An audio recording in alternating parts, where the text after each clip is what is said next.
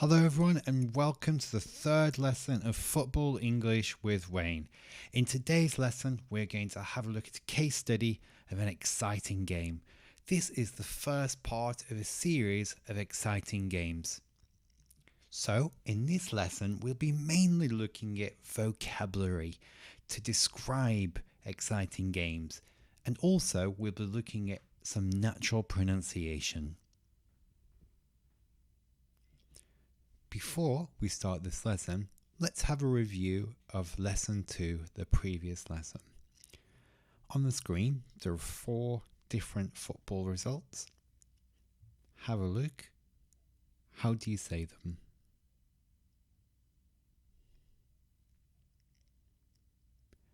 Let's start with the first one. So we've got Leicester 4, Aston Villa 0. That could be said as Leicester beat Aston Villa 4-0. And the second one, Burnley 1, Spurs 1. Burnley drew with Spurs 1-1. Or Burnley drew with Spurs 1 each. Or Burnley drew with Spurs 1-1. We've got Chelsea 4, Everton 0. So that would be Chelsea beat Everton 4-0.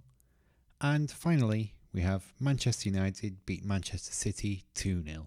So how do we do it if we reverse it? So we put the losing team first. That would be Aston Villa lost to Leicester 4-0. Remember, we use lost to.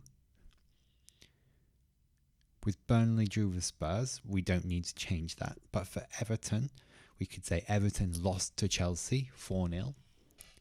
And finally, Manchester City lost to Manchester United 2-0. So let's move on to this lesson today. Now for the first part of these exciting games, I've chosen quite an exciting game from 1999. It was the Champions League final between Manchester United and Bayern Munich, and I believe it was held at Barcelona's stadium, the Nou Camp. And I remember watching this live. So the game started, and after 6 minutes there was a goal to Bayern Munich. Basler scored a free kick. And how can we describe this goal after 6 minutes? Well, we can say 3 things really. We can say Bayern Munich were beating Manchester United 1-0. Notice that in the previous lesson, we used the verb beat to use the past tense when the game is finished. But at this point, we're only 6 minutes into the game. So therefore, we cannot say beat because the game's not finished. Instead, we can say were beating. Secondly, we can just say Bayern Munich were winning 1-0. We don't need to say Manchester United. And finally, a very natural phrase that's often used in football is Bayern Munich went 1-0 up. So for this verb phrase, we've got go up. But between go and up, we can put the score. So for example, to go 1-0 up, to go 2-0 up, to go 3-0 up. But we use go in the past tense, so it's went up. So team name went, score up. Bayern Munich went 1-0 up.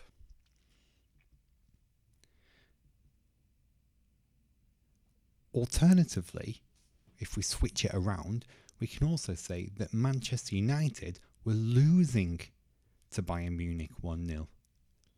Or Manchester United were losing 1-0. And the alternative, the opposite to go up, is to go down. So in this case, Manchester United went 1-0 down. Fast forward to the end of the game, and we are in the 91st minute. So that's a minute into injury time. And throughout the game, it's been mainly Bayern Munich controlling the game. Bayern Munich have hit the post. They've hit the bar. They've really looked like they were going to win this Champions League final. However, Manchester United bring on 2 substitutions. Ole Gunnar Solskjaer and Teddy Sheringham. And in the 91st minute, David Beckham takes a corner kick and Sheringham scores from Beckham's corner. And to describe this, we can say Manchester United equalised in injury time, or Manchester United levelled with Bayern Munich. Now at this point, everybody's expecting the game to go into extra time, perhaps before penalties. However, 1 minute later, United score again, and again it's from another Beckham corner, and again another substitute, an Ole Gunnar Solskjaer. And for this, we can say Manchester United went 2-1 up, or because it's so close to the end, we can also say Manchester United won it in injury time. So the final score was Manchester United 2, Bayern Munich 1. A fantastic game for neutral fans watching as well as Manchester United fans. We can also say some phrases such as Bayern conceded 2 late goals. So concede a goal is the opposite of score a goal.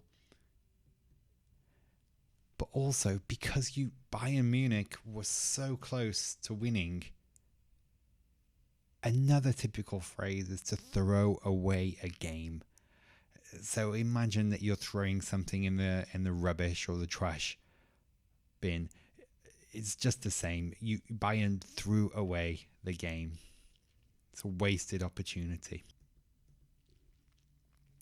So let's have a look at some sentences to see if they're grammatically okay. We've got Bayern Munich went 1-0. Bayern Munich were beating 1-0. Manchester United were losing to Bayern Munich 1-0. And Manchester United were losing 1-0. So the first one, Bayern Munich went 1-0. Is that okay?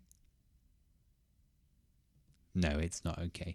It needs the word up. Like I said, the phrase went, score, up. In this case, Bayern Munich went 1-0 up. The second one, Bayern Munich were beating 1-0. No, we need to say the team name directly after beating.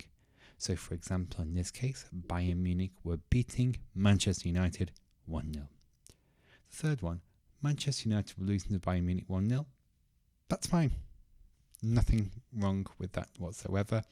And the last one is also fine. Manchester United were losing 1-0. So let's turn our attention now in this lesson to the pronunciation of some of the phrases, winning and losing. In the first sentence, let me say these words stressed. Manchester United were losing to Bayern Munich. That's not very natural. Instead, we can cut the g of losing, and we can also pronounce to as t. So for example, Man United were losing to Bayern Munich. Man United were losing to Bayern Munich. One more time. Man United were losing to Bayern Munich. So the words flow with each other. They don't separate. There's no pause. Man United were losing to Bayern Munich. And the next one, Bayern Munich were winning. Bayern Munich were winning. Again, we can cut that g off winning. So instead, we have Bayern Munich were winning. Bayern Munich were winning. One more time. Bayern Munich were winning. Okay, now it's your turn, and I would really appreciate it and like it very much if you could post your answers below this video to these questions. The first question is, how do you feel when your team goes 1-0 up? Alternatively, how do you feel when your team is winning but then concede at the end of the game, a bit like Bayern Munich did? That's all for this lesson. Thank you very much for watching and listening. And in the next lesson, we'll be looking at when games have high scores, for example 6-0 or 7-0, things like that, and we'll be looking at some more vocabulary to describe high scoring games. Thank you very much. Bye.